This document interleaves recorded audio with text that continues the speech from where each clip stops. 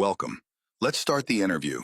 Please introduce yourself. Sure, sir. My name is Mark. I have worked as an AC technician for 7 years. I specialize in troubleshooting split ACs, diagnosing refrigerant issues, handling electrical faults, doing routine maintenance, and installing new units. I'm confident in both residential and commercial systems. Okay, can you explain the refrigeration cycle in a split AC? Yes, sir. So basically, the refrigeration cycle has 4 main components: compressor, condenser, expansion device, and evaporator. First, the compressor compresses the low-pressure refrigerant and turns it into a high-pressure gas. Then this gas moves to the condenser, where it releases heat and becomes a high-pressure liquid. After that, it passes through the expansion valve, which drops its pressure. Finally, it enters the evaporator coil, where it absorbs heat from the room and becomes low-pressure gas again. And this loop keeps repeating. Good. So tell me, how do you check refrigerant levels accurately? So to check refrigerant levels properly, I always use a manifold gauge set and compare the pressure readings with the manufacturer's pressure temperature charts. If the suction line is too low, it might indicate undercharging, and if pressures are unusually high, it can indicate overcharging or airflow issues. Excellent.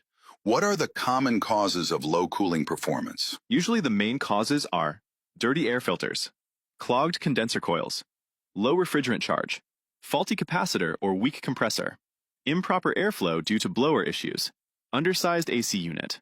I always check airflow first because many cooling problems come from restricted air movement.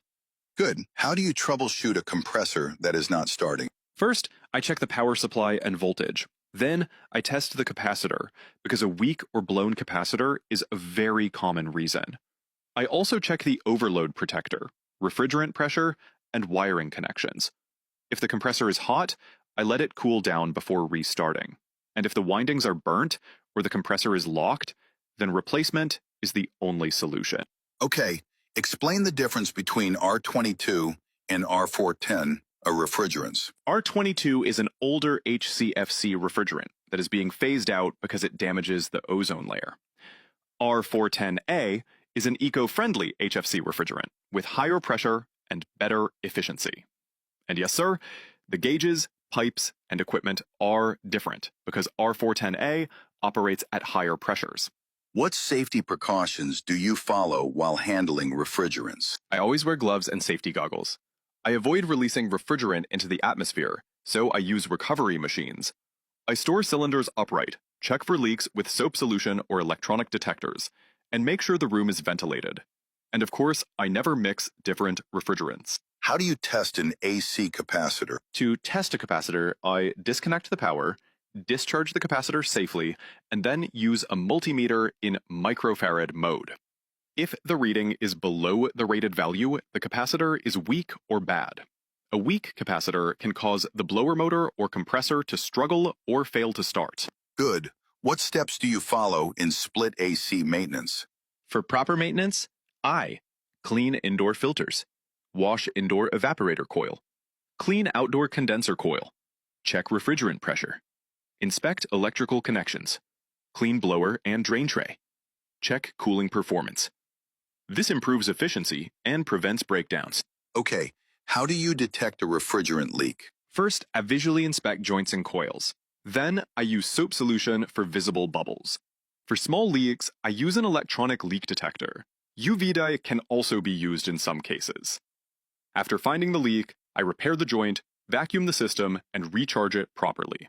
What will you do if the outdoor condenser fan is not running? I check the capacitor, because a faulty fan capacitor is the most common cause. I also check voltage at the fan motor, wiring, relay, thermostat signal, and fan motor winding resistance. If the motor is seized or burnt, replacement is required. Okay, Mark, final question. How do you know the AC is properly charged? Depending on the system, I check superheat, subcooling, suction and discharge pressures, temperature split across the evaporator.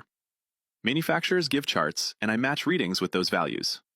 Proper charge ensures correct cooling and efficiency. All right, great. That's all for today.